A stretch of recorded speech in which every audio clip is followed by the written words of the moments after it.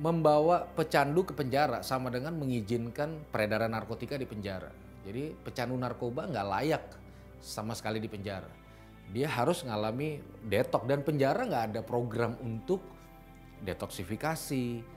Welcome to Cameo Project. Sekarang langsung pencet tombol subscribe ya. Jangan lupa pencet tombol lonceng biar dapat notifikasi. Cuy, acak cus.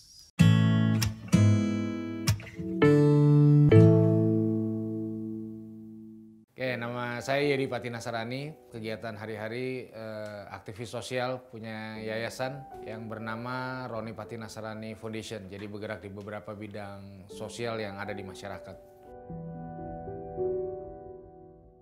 Jadi anak pemain bola lah, anak kedua dari 3 bersaudara, papa pemain bola tahun 70-an, kapten timnas, lalu pelatih juga, komentator bola juga. Terakhir waktu meninggal dapat penghargaan Bapak Futsal Indonesia. Jadi awalnya sebenarnya kelas 1 SMP. Jadi lagi pulang sekolah terus jajan, nah beli minuman ringan lah.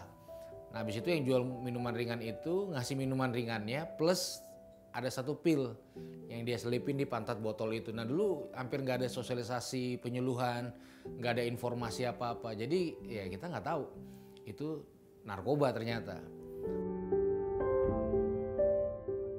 Biasanya ini umum sih, keluarga tuh yang paling terakhir tahu biasanya. Nah termasuk juga di keluarga. Jadi waktu itu overdosis lah. Jatuh gelinding dari lantai 2 ke 1. Nah disitu mulai ketahuan. Awalnya kan karena saya dulu pakai namanya putau kan. Nah zaman dulu itu putau seperti minuman ringan alkohol rendah.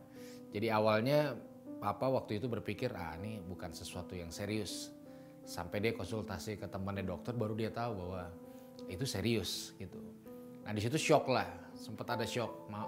Papa terpukul, mama juga terpukul, keluarga semua terpukul. Tapi akhirnya ada satu keputusan yang papa ambil secara konstan.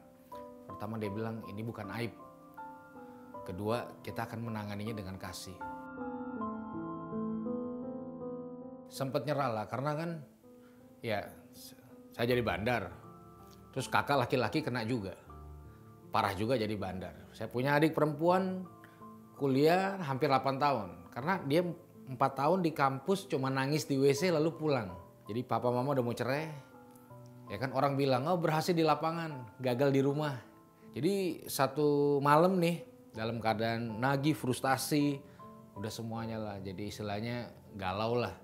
Ambil 1 gelas racun serangga, tulis surat nih buat papa, buat mama, tolong jangan salah-salahan ya. Dan akhirnya setelah beberapa jam melihat gelas itu, akhirnya saya minum. Gak sadar selama beberapa jam. Singkat ceritanya, ketolong akhirnya. Kenapa? Karena ada 2 orang tua saya yang ternyata masih peduli. Mereka berdoa dan nolong saya. Satu kali ini ada sebuah cerita, jadi lagi ngumpul rame-rame, ya saya lagi berobat, terus make juga. Jadi satu kali ditemukan overdosis.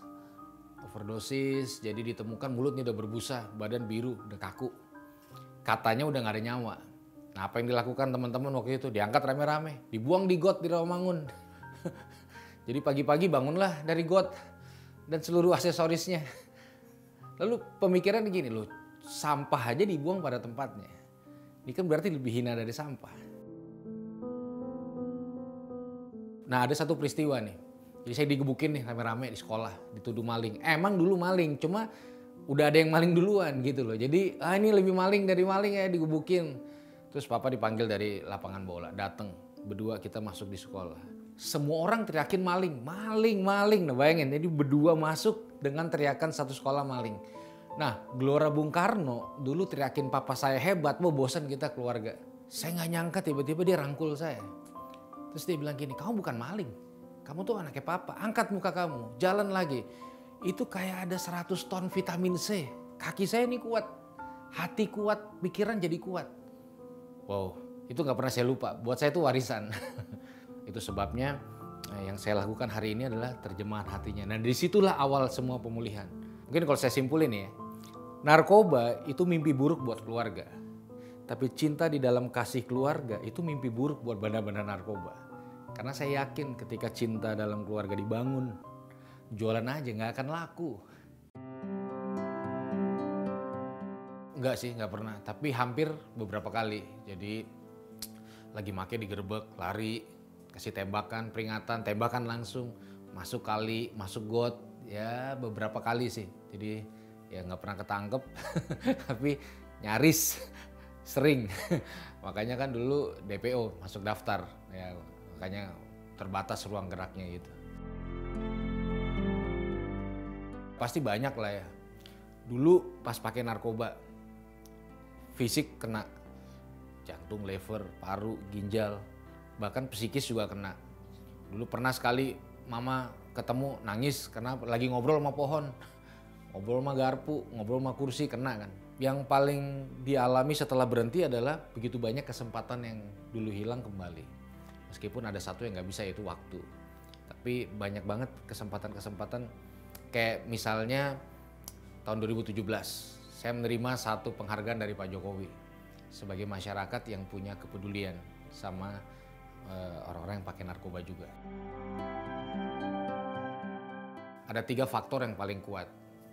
Nah, yang nomor 3 ini karena tekanan hidup, ribut sama pacar, stres, depresi, bosen, jenuh. Nah, kadang orang menganggapnya itu sebuah pelarian, which is itu bukan pelarian sih, nambah masalah. Kedua, sebagai alat pergaulan, gitu. Jadi takut dibilang banci lah, terus orang takut beda lah. Nah, nomor 1 ini adalah penasaran, aneh sih, tapi ini paling banyak orang ngalamin gitu. Apa sih rasanya? Ya mungkin cari pertolongan lah. Ya mungkin saya secara terbuka ya memberi kesempatan buat siapapun pas yang kebetulan nonton dan ngalamin, apa yang saya bisa bantu dengan segala kelebihan dan kekurangan. Karena saya tahu nggak mudah. Yang bisa buat orang bisa berubah selain dia punya motivasi kuat sendiri adalah keluarga. Dan sekarang keluarga kebanyakan adalah orang yang paling nggak peduli. Begitu anak pakai, masukin rehab. Padahal kalau keluarga berfungsi, harusnya anak-anak ini nggak perlu dibawa ke rehab. Saya sangat gak setuju, itu pemikiran yang paling gak masuk akal. Jadi kan orang makin narkoba, narkotik dan zat adiktif. Jadi dia tuh mengalami yang namanya zat adiktif, kecanduan. Which is itu sebenarnya ranahnya kesehatan, bukan hukum. Membawa pecandu ke penjara sama dengan mengizinkan peredaran narkotika di penjara. Jadi pecandu narkoba gak layak sama sekali di penjara. Dia harus ngalami detok, dan penjara nggak ada program untuk detoksifikasi, nanganin masalah psikisnya. Jadi yang ada apa? Orang akan balik terus dan selalu disalahkan si pecandunya ini terus. Yang saya banyak lakukan hari ini adalah pemberdayaan masyarakat. Masalah besar narkoba adalah masyarakat masih berpikir ini tugasnya BNN dan polisi, pertama. Kedua, hampir nggak ada dari masyarakat berpikir ini tanggung jawabnya. Gitu loh. Jadi sekarang saya memberdayakan masyarakat untuk terlibat langsung. Membangun dalam tanda kutip rehabilitasi berbasis komunitas-komunitas masyarakat. Jadi contoh ada kayak dance crew yang ada marak sekarang, tapi mereka punya kemampuan untuk daripada bawa ke rehab, ini gabungin lah di komunitas positif. Di klub futsal, anak-anak kreatif dan sebagainya. Saya percaya art itu terapi yang jauh lebih kuat dibanding masuk di hukum atau di rehab. Jadi sang pencipta memang ciptakan kita untuk bisa taklukkan masa depan. Jadi saya nggak percaya ada orang dilahirkan tuh gagal. Sekalipun mungkin dia ditaruh sama orang tuanya di depan puskesmas dan dia harus hidup sendiri. Saya nggak percaya. Saya yakin semua orang tuh unik, berharga. Semua orang itu pasti punya masa depan. Jadi siapapun yang kebetulan nonton nih tayangan ini dimanapun, ya saya nggak percaya one way ticket. Orang bilang sekali lo coba lo nggak mungkin bisa berhenti. Saya nggak percaya. Saya percaya kalau kita punya semangat, kalau kita punya cinta, kalau kita punya keyakinan, kita bisa kok keluar dari mimpi buruk ini dan kembali mengecap begitu banyak kebaikan di kemudian hari. Kita layak dapat yang terbaik.